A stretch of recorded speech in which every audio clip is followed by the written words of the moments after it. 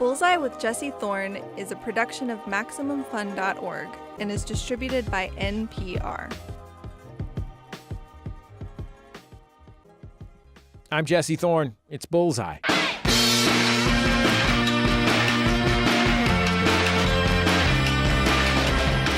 When he was 30 years old, Timothy Simons and his wife moved to Los Angeles from Chicago. Simons was acting in Chicago, but mostly in theater, and in Chicago, he could see the ceiling on his career, almost touch it. And Simons wanted to be in front of a camera, so he moved out to Hollywood. No job, not much money saved up. That was about 10 years ago. He gets his first major role pretty quickly after that. A really major role, actually. He was cast on HBO's Veep. Veep just wrapped its 7th and final season. It was great. Veep is, of course, a show about people who work in politics. It starred Julia Louis-Dreyfus as the former vice president, Selina Meyer. She and pretty much everyone around her are all terrible people. They're petty, selfish, scared, and incompetent. And there's probably nobody on the show more petty, selfish, scared, and incompetent than Timothy Simons' character, Jonah Ryan. Jonah starts the show as a lowly staffer in the West Wing. Then he gets fired. Then he gets elected to Congress. Then he, at the start of this final season, becomes a presidential candidate, facing off against Selina. He's anti-vaccine, anti-immigration, and anti-math. Here's a little bit of his stump speech. For the last year, I have been crisscrossing the country, warning America about the threat of math to our way of life, which is why President Meyer, Senator Talbot, and Governor Calhoun, I have something to say to you. I told you so. He told you. Yeah. Oh, hey, do you remember my 5-alarm hottie of a wife, Beth? She just got out of rehab today. Yeah. And plus, while she was in there, she dropped a couple pounds in all the right places, so she's hella even hotter than she was before. Kill her! Yeah, I mean, not her, man, but yeah, sure. Look, I love America, but it is time to face facts. This is a horrific country that is falling apart because it is full of people who are different than me. I was right, and that means I should be president. Thank you. Thank you. Timothy Simons, welcome to Bullseye. It's nice to have you back on the show. Thanks, man. It's nice to be here. I feel like as a radio host, it's my job to give the at-home listener the knowledge that you put scare quotes around the titles of the names that you mentioned, which are definitely their titles. Which is within 100% their titles. Yeah. And also, I don't know, it was a big part of the filming, but I don't know how much it played because I've only seen the finale once, so I don't know if it actually played throughout, but definitely my wife escaped from rehab. She was not. There was a bit about needing Amy to pay the orderly who drove her there in the trunk of her car $200 before he left. I don't think that's in there, but there was like sort of a long-running joke about how it was clear she had escaped rehab. I gotta be frank, like making a stump speech as stupid and evil as that one does seem like it would be fun. You know, it was. Like to commit yourself so fully to something so nonsensical. Yeah.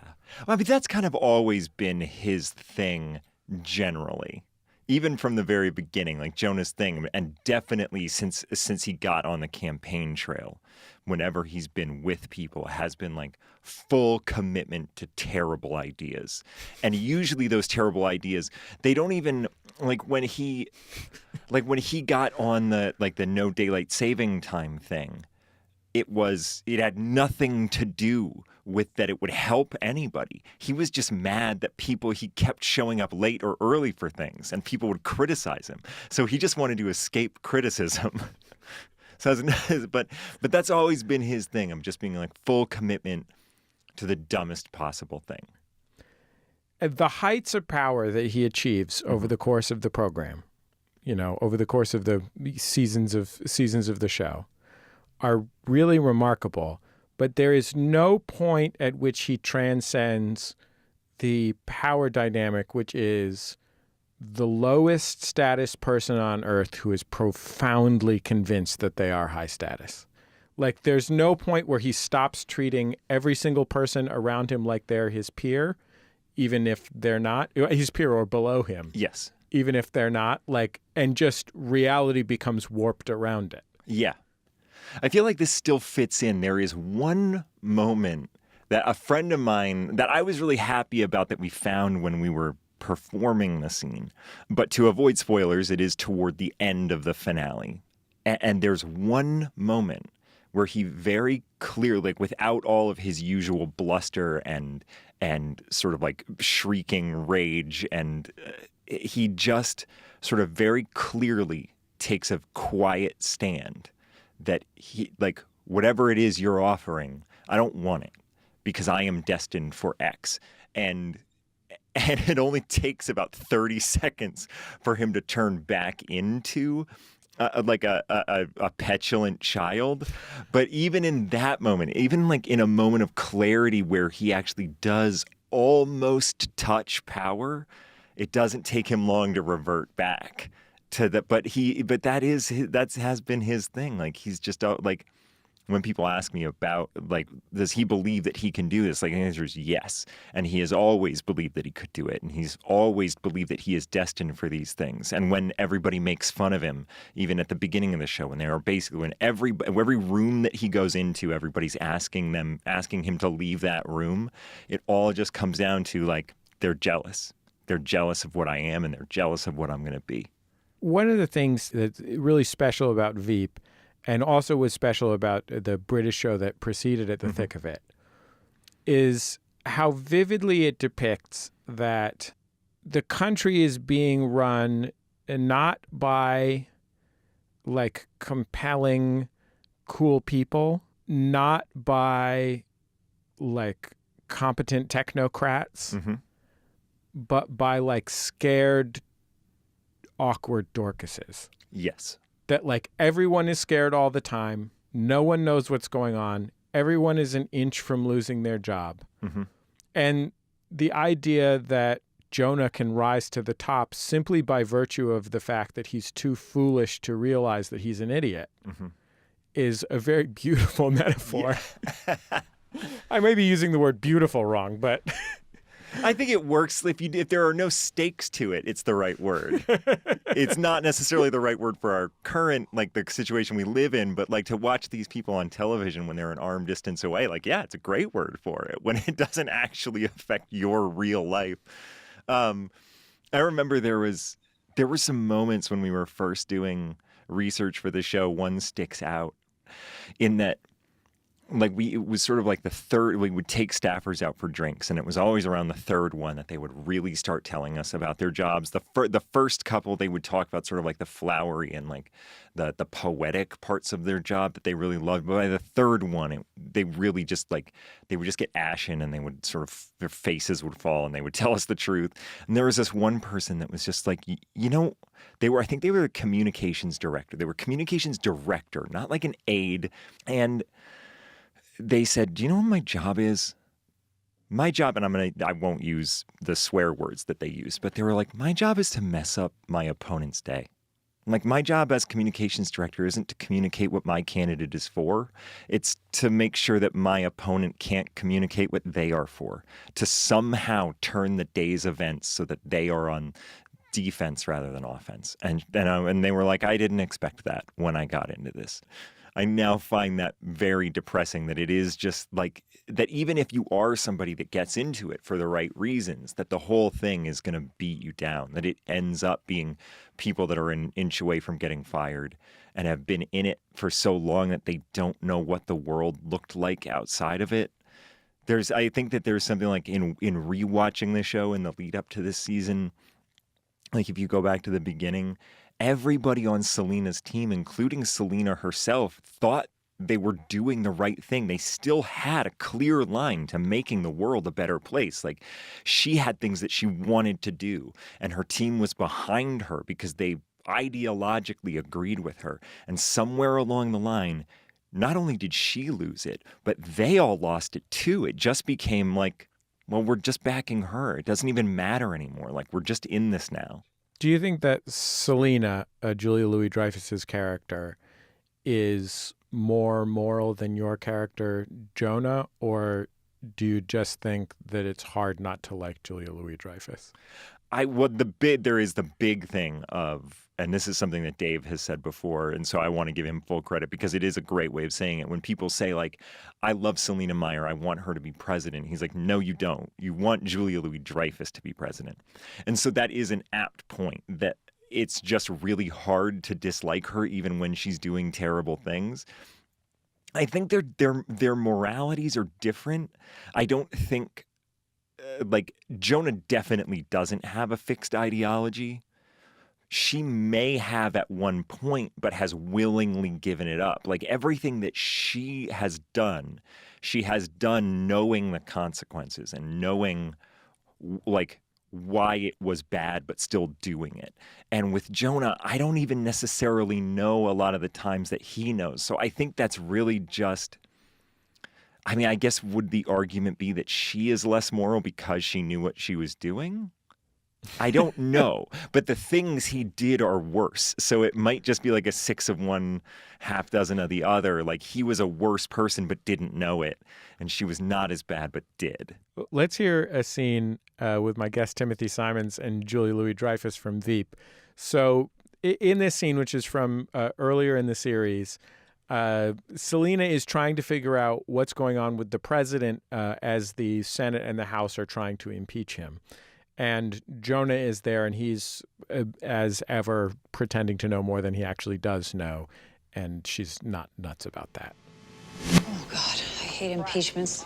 So 90s. Well, the president now has the Senate and the House after him. It's gonna rain pain. So what's POTUS's next move, Jonah? Oh, these lips are on lockdown. Right.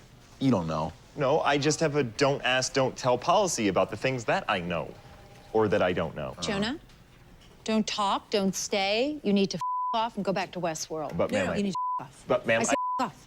3 you're out. Yes, ma'am. Yeah. When you auditioned to play Jonah, were they looking for a you type? They very much were not. In the character description, it said short, overweight, and bearded. And I am who I am. You are tall, thin, and mustachioed right now. Right now, and but even back then, there was not even a mustache, not even the hint that I could grow a beard at all. I give all credit to Allison Jones for that, because she is, I mean, like, as like she's a very brilliant casting director. Yeah, very brilliant casting director, and is somebody who I think, at least in my conversations with her, or at least, I don't know if I'm basing this off conversations with her or just like general casting director conversations, is that there is always the thing that director says very specifically, we're looking for this. But they also try to be like, well, here's another version of it that maybe you haven't thought about. And maybe you don't want this, but maybe you do want this. And so sometimes they offer, like, there's the letter of what they're looking for, and then there's the spirit of what they're looking for. And I think I was the spirit of what they were looking for. And even in talking to Arm and Simon when they were looking at audition tapes, I think I was the first person in for Jonah on the first day of auditions. And so right there, like, you're going to get forgotten about. And I was against type, so you're going to get forgotten about. And in talking to Arm and Simon, they saw it and they were like, oh, that's very funny. But he's not short, fat, and bearded, and so what are we going to do? And I think it just sounds like they just kept going back to it. Like, well, let's watch that guy again. We thought he was funny. And then that's sort of how it worked out. I think they eventually just talked themselves into, like, it doesn't have to be like that. And so that's ultimately why I got cast on it. Because luckily Arm and Simon decided they didn't have to be like that. They realized that what was most important was a kind of pathetic adolescent quality. Yeah, I think so. And a feeling that like that person who walked in, I think that was the thing that I brought to it initially. Like, you know, like this last season is so drastically different than the first. But initially, I remember when I auditioned, it was just like, this guy's the lowest of the low on the White House ladder. But because it's the White House ladder, he thinks he is better than every single person in this room, including the vice president. He thinks that he can order her around. And that's just sort of what I went in with that. No matter how pathetic he was, he thought he was better than anybody else and was just sort of easy and breezy about that. In your imagination of this character, when is he scared and when is he aware of his actual low status? Is it ever? I think there's only been one time that he's actually been found out in his low statusness when Mike and Dan follow him for a day and they end up with him in like a supply closet, and he's like set up a little hangout desk for himself, and he has like a Nintendo in there. I think that's the only time that he's really been caught in it. But even then, he has an explanation. He can explain anything away. We have that clip, so. Oh, you do? Yes, we're gonna play it. So a couple of staffers follow Jonah to his office. It is actually a supply closet. Jonah, Hey, busy? no. I just had to get some of these binder clips. Oh, yeah. From another building, huh? Yeah, we ran out of the White House. Isn't there a guy, though, that can get that for Yeah, you? I think there would be. Yeah, but he's off sick. Who is? Steve. What's poor old Steve come down with? Well, he has diabetes. Oh, Yeah. wow, that's a big one. What type? 2. Yeah. Yeah. What are the symptoms of 2 again? Oh, he's just feeling bad. He's, he's sugary. Yeah. Uh-huh. He's not sugary enough. Right. Yeah. Are there any other symptoms? Yeah, he got fat wrists, you know. Yeah. You, getting freezed out by Kent? We've been watching you, Jonah. You're obsolete. You're like an old VCR but with a bigger mouth. That reminds me that, like, in that moment, and I think, like, this maybe is why he will never admit that he isn't powerful in any particular moment, because in that moment, it's like, yeah, he's being frozen out by Kent, and Kent doesn't want him. Kent has realized that he's an idiot, but one thing that Jonah is great at, and it's the only thing he's ever been interested in, is number one, his own proximity to power. But he knows, like, which way the winds are blowing. So when Kent comes in, he immediately knows, like, this is the guy that you need to stand next to. And so for the first, like, few episodes of that season, he is everywhere Kent is and sucking up to Kent and taking every bit of abuse. And as soon as Kent's star starts to fade and Ben starts to rise in his authority and everybody else's sort of belief that Ben now is sort of like the North Star, Jonah's right there with Ben, just hanging out in Ben's office, doing whatever is possible. I mean, like literal physical proximity. Yes, literal physical proximity is the thing that he thinks he can. If he has that, then that will also lead to the benefits of the metaphoric proximity to power. Does that make sense? Yeah, well, I mean, you read about things going on, especially in the White House, and it seems like the main question is who gets to be in the same room as the person who's doing the deciding. Yeah. Like, who gets to spend the most time like physically with the president or the secretary, whatever it is. And that is so weird because there's no other part of our world where, like, being with somebody is that important and that hard to achieve. I wonder, do you think it's like that in a corporate office? I kind of do, because there is, I mean, like, eventually you'll get to the place where you, like, if you were just to walk into a room, you're like, oh, well, that guy spends a lot of time with the CEO. Like, they must also be very important. It might take you a long time to realize that that person is just an idiot. But for a little while, they're going to be able to trade off the perception that they are very tight with the person who can make the decisions, and that might even lead to them getting promoted somewhere else and then putting them so I actually do kind of buy that it's like that everywhere.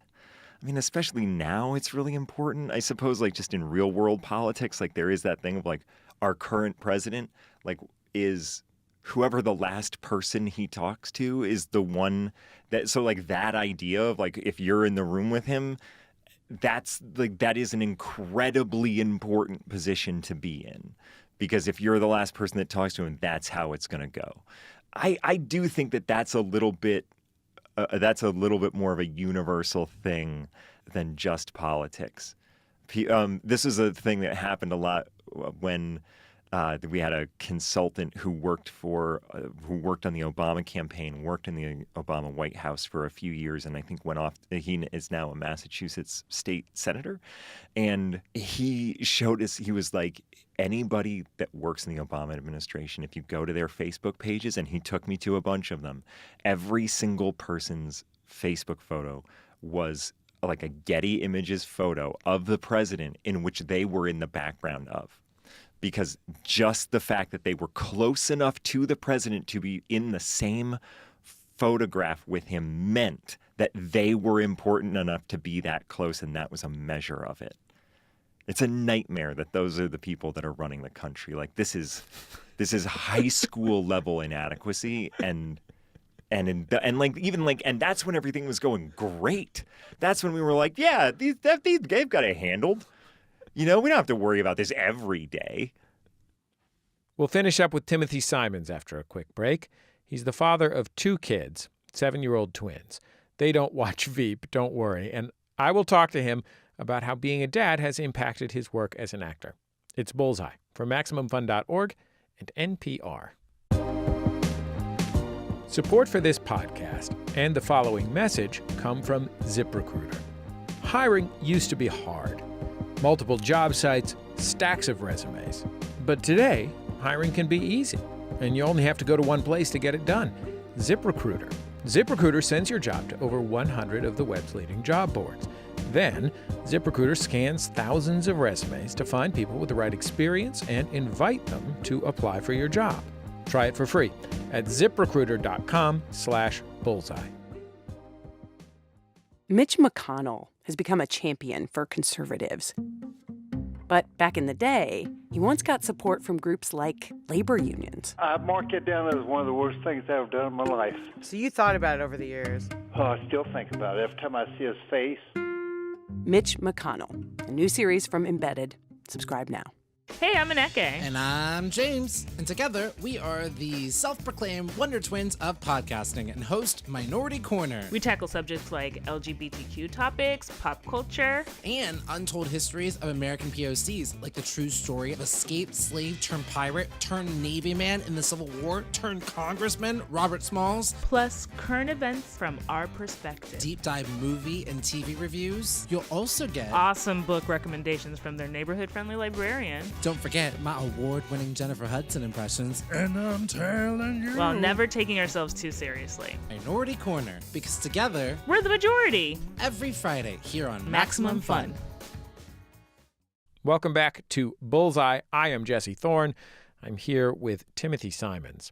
On HBO's Veep, he played Jonah Ryan. Jonah was the extremely tall, extremely unlikable White House aide who went on to become one of New Hampshire's least popular members of Congress. So one of the main things that happens on Veep, is a very successful, long-running television program, is people say horrible things to your character. Mm-hmm. And this is maybe the most iconic Jonah moment of all time. The vice president's staff gets called into Congress to testify to some fraud accusations stemming from what was called a Family First bill. Mm-hmm. Congress has uncovered a document. The document is called the Jonad file. It is just a list of nicknames that Jonah's colleagues have for him. Do you recall a document shared on the J Drive titled the Jonad Files? No, ma'am. No, that doesn't ring a bell. So it's not a word combining Jonah and gonad? Not to I my can knowledge. confirm that that is exactly what it is, and Mr. Egan knows that. In fact, Mr. Egan, I was told that you encourage staffers to add to this glossary of abuse. I do not, at this moment in time, recall the action nor the document. Okay, maybe this will jog your memory. We have some extracts. J-Rock, Jizzy Gillespie, Jack and the Giant Jackoff, Galian, Tinkerballs, Wadzilla, One Erection. Do we have to go through all of these? I'm not sure that I see the relevance. The witnesses claim they held their former colleague in high regard, and I am attempting to prove otherwise. Okay, yeah, sure. No, you can proceed. The Pointless Giant, The 60-Foot Virgin, Chimpanzee, Jonah Ono, Hagrid's Nutsack, Scrotum Pole, Transgender Formers, 12 Years a Slave to Jerking Off, Benedict Cum in His Own Hand, Guy Scraper, The Cloud Botherer, Supercalifragilisticexpialidocious Dick Cheese, Teenage Mutant Ninja Asshole, Spewbacca. My college friends called me Tall McCartney. I preferred that. That's a good nickname. The Cloud Botherer is my favorite. That's my favorite too. It's so gentle. You imagine just like a cloud, like just trying to gently brush him away.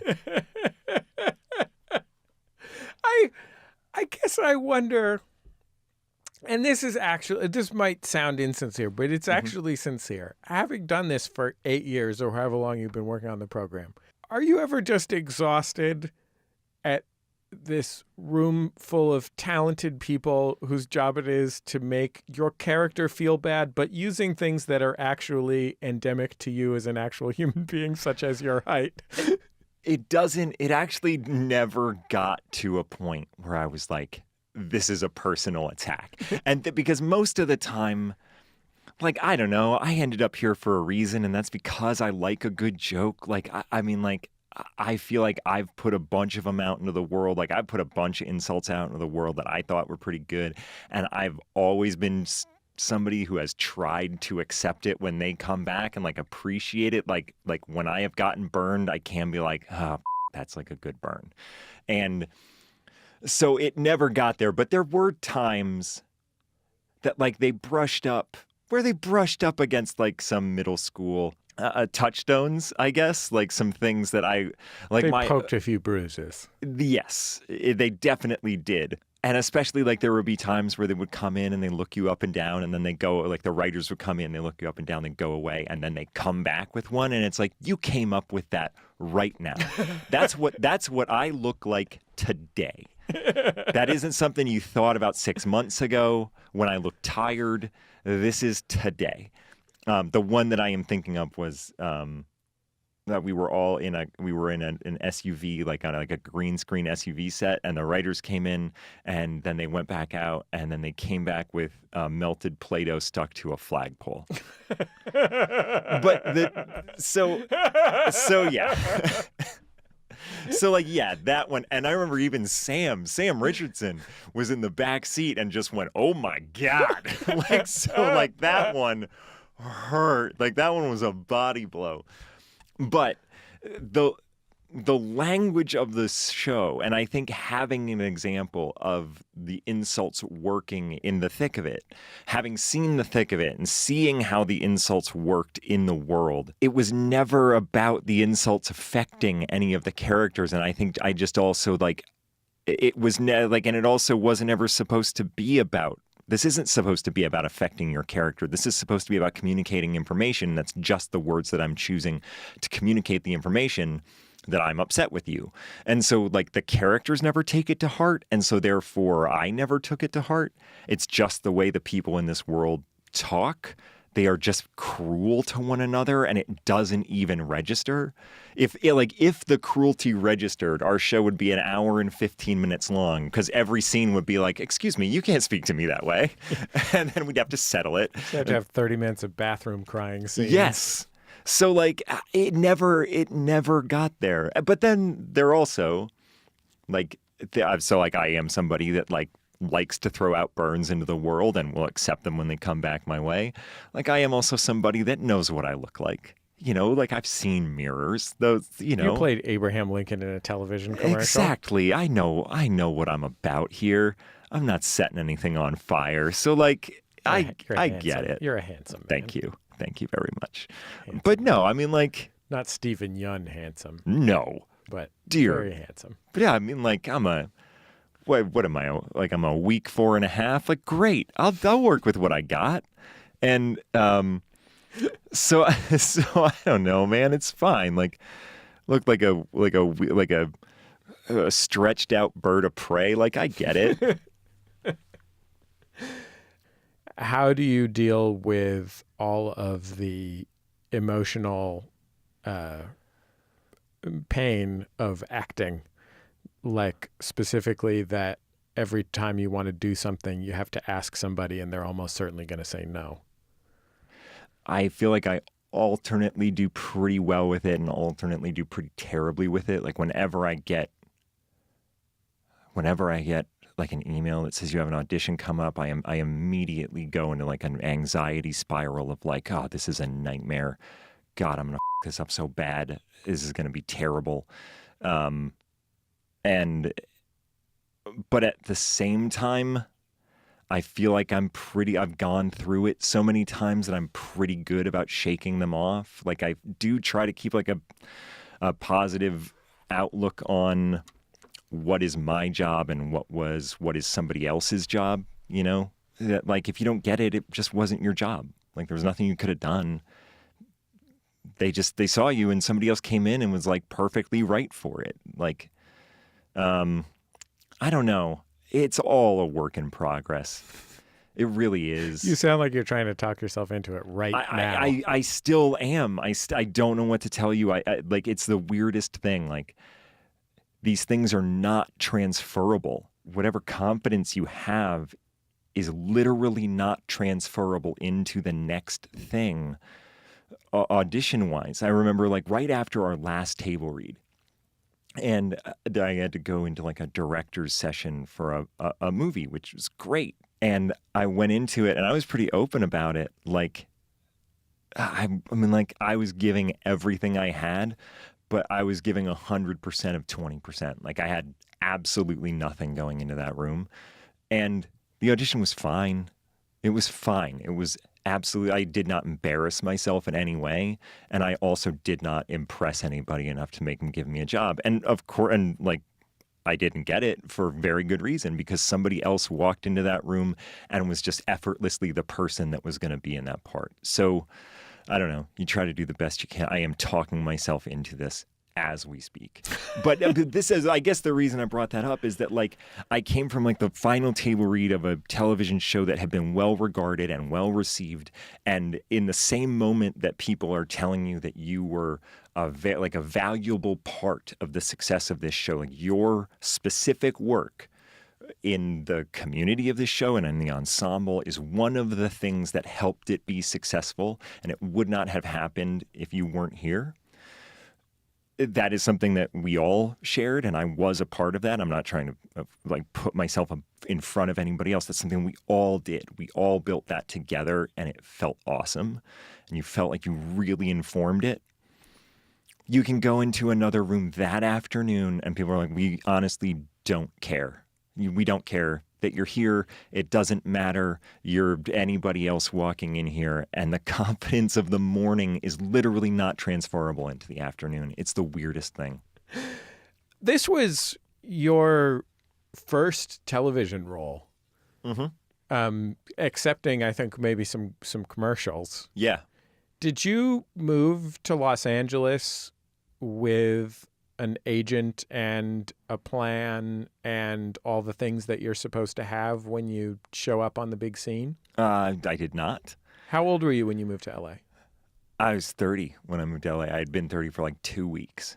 My wife and I got married. We went on our honeymoon, went back to Chicago, and just put everything in a van and moved out here. And I had never been to Los Angeles before.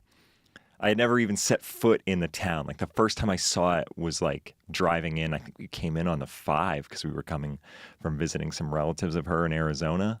So I think we probably got here on the 5. Did you gather advice from people around you? Because you were an actor in Chicago. I was, yeah. And it was kind of like I was kind of pursuing indie theater. That's what I like indie straight plays. That's what I went out there to do. I mean, like, I pursued advice, but at the same point, there wasn't a lot of advice to pursue in that, like, I couldn't ask people that stayed in Chicago because they had made the choice to stay in Chicago. And so they weren't going to give me advice about Los Angeles that I could listen to. There was always, there was also this half in, half out aspect of some people that I knew in Chicago who would, like, go to, and again, this is coming from the perspective of somebody who doesn't know anything about Los Angeles, including what it looks like. But I would meet people who were like, yeah, I went out to LA for pilot season and I was there for 6 weeks and nothing happened and LA sucks. And I was, well, that seems like a bad idea. Like, of course nobody noticed you were there because everybody's already there, and you went there for 6 weeks and it didn't go. I mean, like, I just thought that was like an excuse I thought that was just an excuse to you just say you want to stay in Chicago. Like, don't move to Los Angeles. So but that's just me. Like, I am very much a person who is like a move there sight unseen forever person. I'm like a drastic move. Like when I moved to Chicago, I had 2 bags and a one-way ticket, and a friend's that I knew from undergraduate school, like her boyfriend picked me up at the airport and gave me a ride in town. Like that's how I got to Chicago. I tend to make drastic moves rather than incremental ones. Why? What are you running from? Not to put too fine a point on it. Well, the first thing that I'm running from is that I absolutely love the state of Maine. That's where I grew up, and I absolutely love it. And I as soon as I was given birth to, I was like, I'm getting out of here. I didn't feel like I met a lot of like-minded people. I didn't see a community moving forward. I just kind of like, I was just like, I wanted to be in a city. I wanted stores to be open later than 7 p.m. You're out in the woods, man. It's scary out in the woods, and there's not enough happening. And there are better jokes and more people if you move to the city. So, I mean, I'm sure like if I talk to my therapist that there would be like a lot of other reasons that I could uncover, but that's the first one that comes to mind. There is like the thing of you grow up in a small town, everybody knows your business. And there are plenty of times in my life where I'm like, I don't want all these people to know my business. You move to a city and nobody cares. Nobody cares about you. Nobody cares about knowing your business. You get to be anonymous in a city in a way that's great. You and your wife had kids, I guess, if I'm counting correctly, very early in the run of Veep. Yeah. Did being responsible for human lives change the way that you feel about or approach your work, or I guess for that matter, your life? I can generally point to, I mean, this is also like a sort of a serious answer to that question, is our kids were born very early into the process of the show. Twins are always a high-risk pregnancy. My wife ended up giving birth to them about 10 weeks early, and so we were in the NICU for 2.5 months. They got out on their due date, and everything was fine. They were just very small. They needed to come out when they came out, and we had a long stay in there. And there is an unbelievable amount of stress that goes into having children in the NICU. And if you talk to any other NICU parents, like, this is a very specific thing that has to do with NICU parents. And I don't know that either one of us has even fully shaken off how much stress was in there. So having children, looking back over the past 7 years, like, being honest, like, it is a life-changing thing. And that I think both of us are dealing with the repercussions of that amount of stress over such a short period of time, and we're trying to find our way back to whatever we were before. You know, it's an alarming thing. Having kids, as much as I make fun of it, is actually great. It's very hard to do, but they're really lovely and smart kids, and man, like, when you see them putting good into the world, it makes you feel great that you've actually done a couple good things. Like, when you see them sort of putting some sort of kindness onto another human being, you're like, they partly got that from me. Like, I had something to do with that. Not all of it, but something I had to do. I had something to do with that. But as far as the work goes, I mean, it puts a little more pressure on the thing of, like, you know, like, you have to, there are things that they need, you know, they're not just, there are things like, they go to public schools, but, they still need to have clothes. And, like, certainly, like, I'm not trying to say that, like, there are fundamental things that they need, and you don't want them to go without that. And of course there are other things that are, health related that you want to make sure that they have access to. And so that there's that too. Like, we've met people who are stressed out about making, like, SAG minimums for health insurance, and, like, that's a thing. Like, I'm always perfectly willing myself to take on those kinds of things, but I'm not going to ask my wife or my kids to take that on because I didn't artistically agree with something, I suppose. Well, one glaring thing is that when you have kids and they're in the school, you can't, take 2 bags and move to Los Angeles. You can't. But it's tough. It's a tough thing, and trying to navigate not only being a good parent, but staying involved when you're out of town and giving them a lot of warning so that the comings and goings aren't so jarring for them. I don't know. It's a good problem to have, but it also has a lot of, it also is a problem, Like, I try to be as present as I can when I'm here and drop them off at school and walk them into the lower yard and watch them play handball. The rules of handball on an elementary school playground are absolutely astounding. It created by a community of children, but I'm into it to this point where sometimes I'll be standing with another parent, when seeing a game of handball out of the corner of my eye, and I'm like, that's a bullet, that's a do-over. And somebody will be like, bullet, do-over. And I'm like, got it. It's really amazing. And there's a difference between a wham bam bullet and somehow that's legal, but a regular bullet is not legal. A bullet is when the handball doesn't touch the ground before it hits the wall. It hits the wall first and then hits the ground. Then hits the ground. I don't know, man. I'm still trying to figure it out. The rules of handball or parenting? Both. Okay. Absolutely both of them. The rules of handball, I feel like if you gave me a couple weeks, I could get a firm grasp on. I'm never going to be full and know fully what I'm doing with the kids. Well, I'm so grateful that you took all this time to come be on Bullseye. It was so nice to talk to you, and I've so appreciated your work on Veep for all these years. Thanks, man. It was a fun gig. It's really weird thinking about it in the past tense. Timothy Simons. The final season of Veep is totally bonkers and super hilarious. If you've watched Veep once already, maybe watch it again because the mean jokes and insults are so dense, you probably missed some of them. Also, Andy Daly is in the last season, and Andy Daly is maybe the funniest person in the world.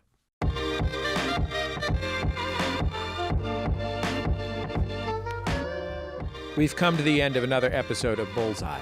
Bullseye is recorded at MaximumFun.org World Headquarters, overlooking MacArthur Park in beautiful Los Angeles, California, where someone brought in a bunch of fresh squares of sod for a patch of dirt over by the lake, but it was only enough sod to cover maybe half of the dirt patch, so it looks sort of like a game of Tetris down there. The show is produced by Speaking Into Microphones. Our producer is Kevin Ferguson. Jesus Ambrosio is our associate producer. We get help from Casey O'Brien. Our production fellow is Jordan Cowling. Our interstitial music is by DJ W, the great Dan Wally. Thanks to him for sharing it with us. Our theme song is called Huddle Formation. It's by the band The Go Team. Thanks to them and their label Memphis Industries for letting us use it. And before you go, there are so many past episodes of this show. You can find them on our website, MaximumFun.org. You can also find them on YouTube just by searching for Bullseye with Jesse Thorn. If you only search for Bullseye, you get an EDM hit from 5 or 10 years ago. So you have to add the Jesse Thorn part. We are also on Twitter at Bullseye and also on Facebook at facebook.com/Bullseye with Jesse Thorn. So be sure to like us there. And that's about it. Just remember, all great radio hosts have a signature sign-off. Bullseye with Jesse Thorn is a production of MaximumFun.org and is distributed by NPR.